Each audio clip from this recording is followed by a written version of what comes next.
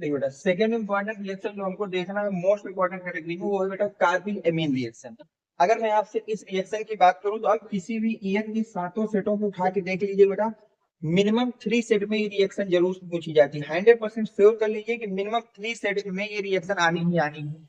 अगर मैं आपसे प्रीवियस ईयर के अकॉर्डिंग बात करूं तो प्रीवियस ईयर 2025 में बेटा ये रिएक्शन आई थी 347 सेट नंबर केसी में, सेट नंबर केडी में और सेट नंबर केई में। तो इस रिएक्शन की सबसे बड़ी खासियत ये है बेटा, बोर्ड वालों के लिए इतनी ज्यादा इंपॉर्टेंट रिएक्शन है कि 3 से 4 पेपर में ये रिएक्शन 100% आपसे पूछी जाती है। या आप किसी भी ईयर के सातों सेटों को उठा के देखिएगा, 3, 4, 5 पेपरों में आपसे सीधा पूछा जाता है एक्सप्लेन द कार्बोनिल रिएक्शन। अब हम बात करें अगर इस रिएक्शन को कि होती क्या है, ध्यान देखिए। The carbylamine reaction also known as Hofmann isocyanide test. पहली बात याद रखना, जो कार्बिल एमीन रिएक्शन है बेटा, इसी को हम लोग बेटा हाफ मैन आइसोसाइनाइड टेस्ट भी बोलते हैं। क्या बोलते हैं बेटा? Hofmann isocyanide test is a chemical test for the detection of the primary amines. ये आपके केमिकल टेस्ट है बेटा, किसके डिटेक्शन के लिए? Identification of primary amines. Primary amines को आइडेंटिफाई करने के लिए या उसकी पहचान करने के लिए जिस टेस्ट या जिस केमिकल रिएक्शन की हम बेटा यूज करते हैं, उस केमिकल रिएक्शन का नेम है कार्बिल एमीन रिएक्शन, या इसी को बोलते हैं Hofmann isocyanide test. Hofmann isocyanide test या फिर कार्बिल एमीन रिएक्शन।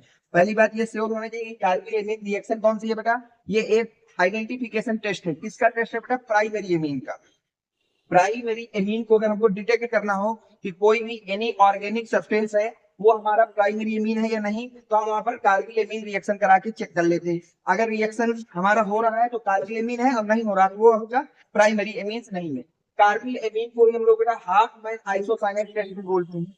अब थ्योरी देखिए क्या कहता है।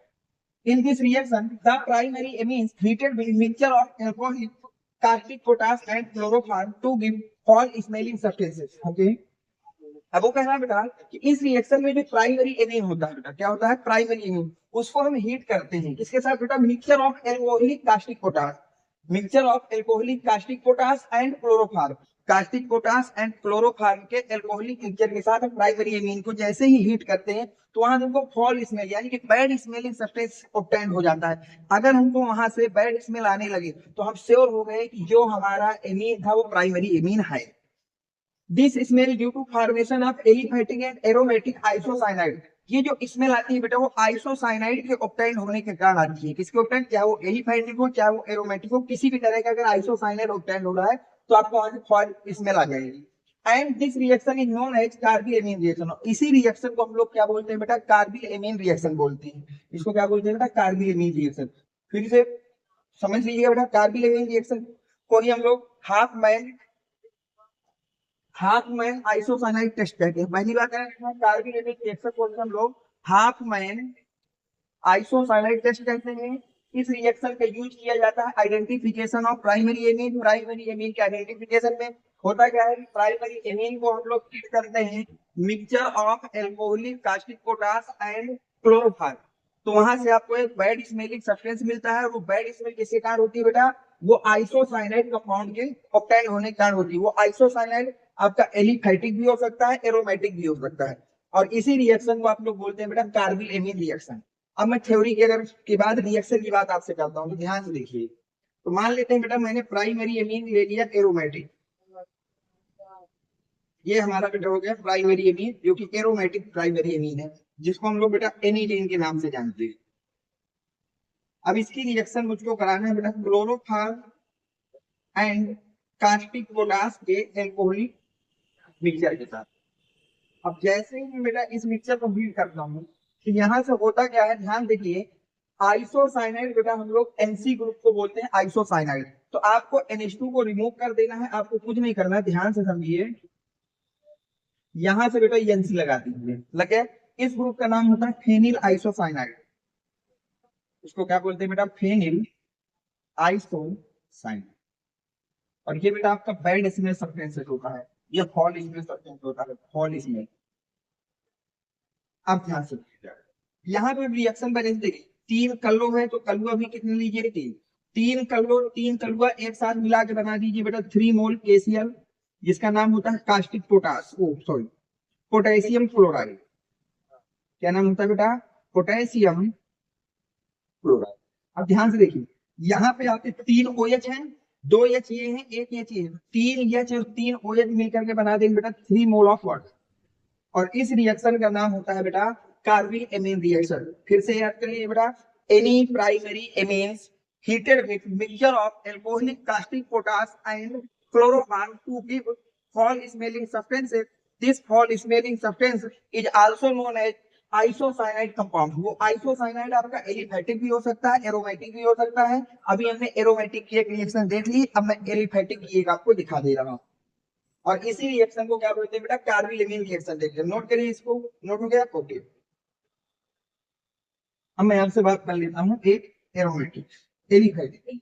एरोमेटिक की बात हो गई है, अब हम बात कर लेते हैं एक एलिफेटिक। तो मान लीजिए हमने बेटा एथिल एमीन को लिया। अब ये भी प्राइमरी एमीन है। प्राइमरी एमीन क्या है? ऐसी एमीन जिनमें NH2 लगा हो। All NH2 are the primary amine. याद रखना, अगर किसी कंपाउंड में NH2 ग्रुप है तो उसको आप बोलेंगे प्राइमरी एमीन। अगर किसी कंपाउंड में NH ग्रुप है तो उसको बोलेंगे बेटा सेकेंडरी एमीन। और अगर किसी ग्रुप में बेटा N ग्रुप लगा है केवल तो उसको बोलेंगे टर्सरी एमीन। ये एमीन की डिग्री का आइडेंटिफिकेशन होता है। तो यहाँ पे NH2 है, इसका मतलब ये प्राइमरी एमीन है और इसके नेम होता है बेटा एथिल एमीन। नेम क्या होगा बेटा? Ethyl amine. अब इसकी रिएक्शन कराना है क्लोरोफॉर्म एंड कार्टिक पोटाश के एल्कोहलिक मिक्सचर। अब देखो क्या होगा, फिर से मैंने क्या बताया कि NH2 की जगह NC ऐड कर देना, तो NH2 हटाकर मैंने NC जोड़ दिया, C2H5NC। NC ग्रुप को आइसोसाइनाइड बोलते हैं और C2H5 का नेम होता है एथिल। तो C2H5 का नेम लिख दिया बेटा एथिल और NC को बोलते हैं आइसोसाइनाइड। यहाँ पे लिख दिया मैंने बेटा आइसोसाइनाइड। तो यहाँ तक अभी तक मैं हटा दे रहा हूँ।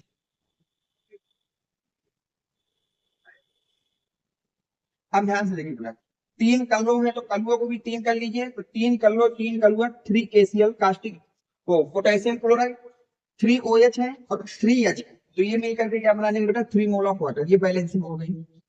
इसके बाद याद रखिए बेटा 2 चीजें और, जैसे NC का लिखा है इसको बेटा आप साइनाइड पढ़ेंगे। इसको क्या पढ़ना है आपको? साइनाइड। और अगर कहीं NC लिखा है, ये Cl को साइनाइड और NC को पढ़ना है बेटा आइसोसाइनाइड। ये भी आप अच्छी तरह नोट कर लीजिएगा किनको पढ़ते क्या है। तो NC को पढ़ना है आइसोसाइनाइड और Cl को पढ़ना है साइनाइड। यहाँ तक हो गया? नोट करिए बेटा, हो गया। अब देखो यहाँ पे 2 नोट लिख लीजिए बेटा।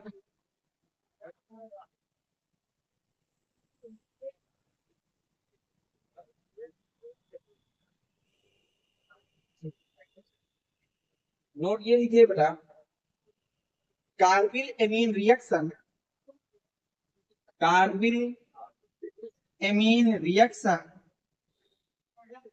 give only primary amines। तो याद रखना बेटा, कार्बिल एमीन रिएक्शन को केवल कौन देगा बेटा? केवल प्राइमरी एमीन देगा। और वो भी प्राइमरी एमीन चाहे वो एलिफेटिक हो और चाहे भी बेटा वो एरोमेटिक हो, दोनों तरह की एमीन आपको इस रिएक्शन को देनी, चाहे वो एलिफेटिक हो चाहे एरोमेटिक हो। बस शर्त ये है कि वो एमीन प्राइमरी होनी चाहिए। क्या होनी चाहिए बेटा? प्राइमरी। नोट करिए। इसके बाद थर्ड रिएक्शन की बात करते हैं आपसे।